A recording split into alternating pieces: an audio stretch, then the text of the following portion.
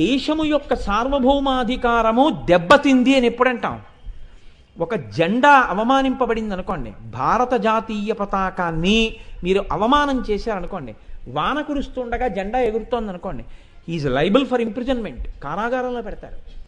వాన పడుతుండగా జెండా ఎగరకూడదు, జెండాని గబగబా పైకెత్తకూడదు, గబగబా కిందకి తిక్కకూడదు.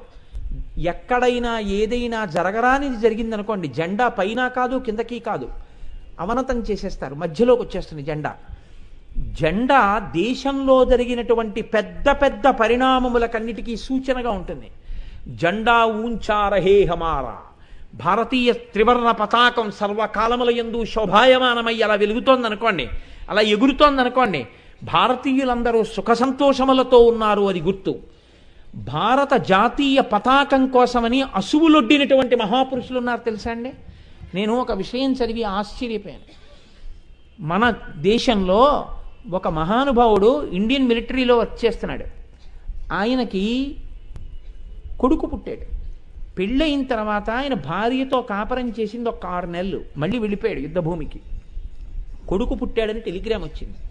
ఆయన కొడుకు పుట్టాడండి, నేను చూడ్డానికి పెడతాను అని టెలిగ్రామ్ చూపించాడు ఆఫీసర్కి. లీవ్ గ్రాంట్ చేశారు, మర్నాడు అతను సెలవులో వెళ్ళిపోవాలి. ఈలోగా ఉత్తర భారతదేశంలో ఒక చోట ఉగ్రవాదులు చాలా దాడి చేస్తున్నారు అని తెలిసింది.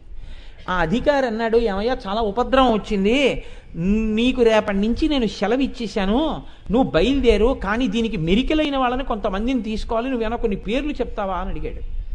అడిగితే అతను అన్నాడు, నా కొడుకుని నేను ఎప్పుడైనా చూడొచ్చు, నా భార్యని ఎప్పుడైనా చూడొచ్చు, నా తల్లి ఆ పతాకం మాత్రం అలా ఎగురుతుండవలసింది, నేనే వెడతానని వెళ్ళాడు. ఉగ్రవాదులందరినీ తన తుపాకీ గుళ్లతో పడగొట్టిన అతను చిట్ట చివర అందరూ పడిపోయారనుకొని లేచి నిలబడ్డాడు.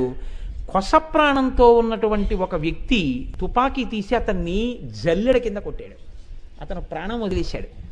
మీకు నేను ఒక విషయం చెప్పనా, అతని ఫోటో కానీ అతని గురించి కానీ భారతీయ టీవీ ఛానళ్ళు ఏవీ ప్రసారం చేయలేదు. ఎవరు ప్రసారం చేశారో తెలుసా అండి? ఇంతటి మహాత్ముడు భారతదేశంలో నేల కొరిగిపోయాడు, కన్న బిడ్డని కూడా చూసుకోకుండా దేశం కోసం అసువులు బాసిన మహానుభావుడు అని చెప్పి BBC ఛానల్ కవర్ చేసింది. మన ఛానల్స్ కవర్ చేయలేదు. దేశ ద్రోహుల గురించి చూపించడానికి గంటల సేపు చూపిస్తాయి ఈ ఛానల్స్.